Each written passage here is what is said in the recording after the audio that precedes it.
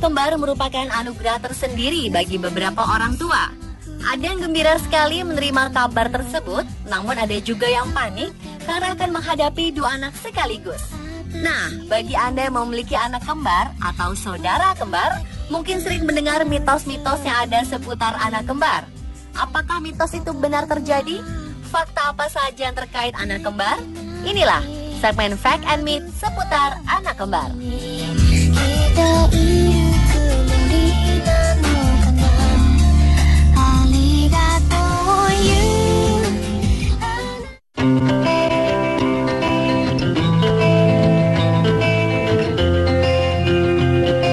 Masyarakat di beberapa daerah memiliki mitos bahwa anak kembar yang keluar lebih dulu dari rahim ibunya adalah adiknya, bukan kakaknya. Alasan dari mitos ini adalah karena kakaklah yang membantu adiknya untuk keluar terlebih dahulu. Dengan kata lain, sang kakak mengalah. Namun pandangan ini keliru.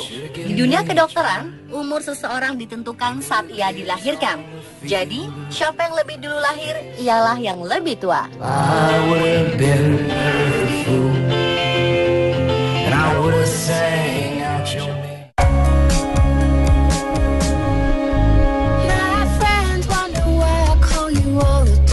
Ada mitos yang berkembang bahwa anak kembar tidak boleh ditempatkan di kelas yang sama. Anggapan ini muncul karena mereka dianggap akan sulit berkembang dan selalu bergantung satu sama lain. Beberapa sekolah mempercayai mitos ini, hingga pihak sekolah selalu memisahkan anak-anak kembar. Namun, apakah benar mitos tersebut? Faktanya, pemahaman itu salah besar.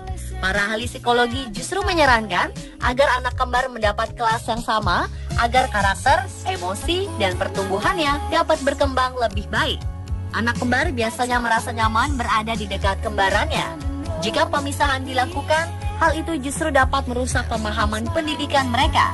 Ketika tiba waktunya, mereka akan memilih jalan masing-masing untuk menentukan minat pendidikan mereka.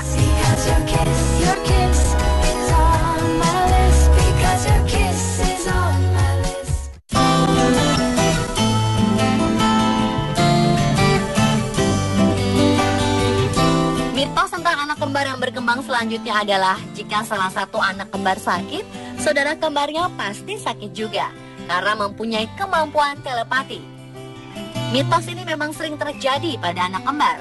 Terkadang di tempat yang berbeda pun anak kembar bisa sama-sama sakit atau jarak sakitnya hampir berdekatan. Misalnya salah satu sakit hari ini, seminggu kemudian saudaranya sakit lagi. Para dokter dan ahli kesehatan menyimpulkan bahwa keadaan ini memang wajar karena hubungan emosional anak kembar sangat kuat. Sejak di dalam kandungan, mereka selalu berdampingan. Inilah yang membuat mereka bisa merasakan hal yang sama dengan yang dialami saudaranya. Namun tak hanya anak kembar, hal ini juga bisa terjadi pada suami istri. Hubungan emosional yang dekat membuat mereka merasakan sakit yang sama dengan yang dirasakan pasangannya. Penyebab lain mengapa anak kembar selalu sakit berdekatan karena mereka biasanya ditempatkan dalam satu kamar. Jika yang satu sakit, bisa jadi yang lain tertular dari udara yang sama karena satu kamar.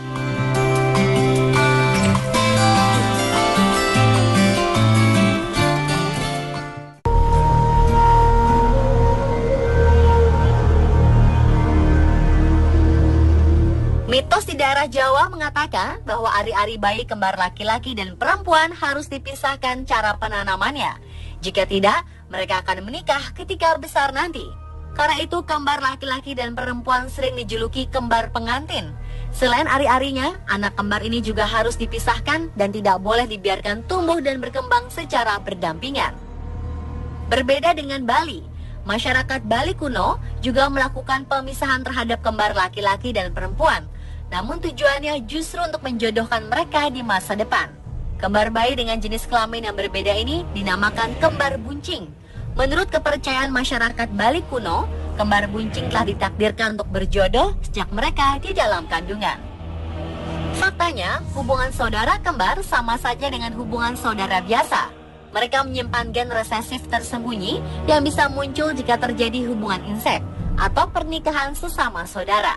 Jadi apapun alasannya, saudara kembar seharusnya tidak dinikahkan untuk menghindari munculnya gen resesif yang akan merugikan generasi berikutnya.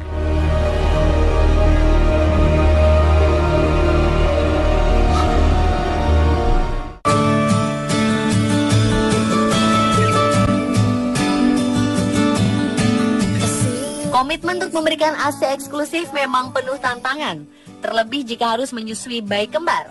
Sejak dahulu, bayi kembar memang disarankan untuk berikan susu tambahan karena mengingat ibu mereka hanya satu. Para orang tua beranggapan produksi ASI seorang ibu hanya cukup untuk seorang bayi saja. Pertanyaannya, benarkah anggapan demikian? Faktanya, mitos itu sama sekali tidak benar. Produksi ASI seorang ibu disesuaikan dengan kebutuhan anaknya. Semakin sering sang ibu mengeluarkan ASI, semakin banyak ASI yang akan diproduksi. Namun yang terjadi kadang sang ibu merasa tidak percaya diri dengan kemampuannya sendiri, ditambah lagi tidak ada dukungan dari orang-orang sekitar. Pemberian ASI eksklusif pada bayi kembar memang membutuhkan energi yang ekstra, dan sang ibu harus mendapat bantuan dari orang lain, bisa suami ataupun saudara yang lain. Ibu bisa menyusui kedua anak sekaligus tanpa membuat anak lainnya menunggu dan akhirnya menangis. Teknik menyusui dua anak sekaligus inilah yang harus dibantu. Intinya, ASI eksklusif masih bisa dilakukan oleh ibu pemilik bayi kembar.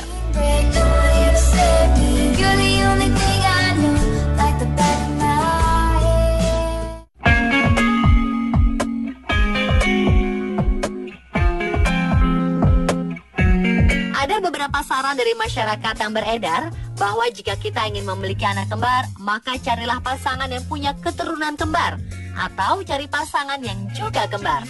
Ini memang ada benarnya. Peluang untuk anak kembar memang bisa dipengaruhi dari gen kembar pada diri orang tuanya. Peluang akan semakin besar jika memang ada salah satu dari pasangan memiliki gen kembar. Namun era ilmu kedokteran sekarang sudah semakin maju. Sudah tersedia obat pemicu tumbuh kembang sel telur untuk memicu pembentukan anak kembar. Kita bisa merancangnya terlebih dahulu. Gizi yang semakin baik bisa membuat janin kembar tanpa harus dirancang atau tanpa harus memiliki gen kembar.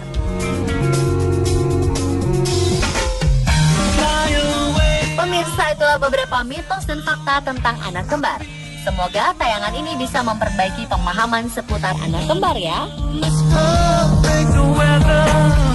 We'll find a place together.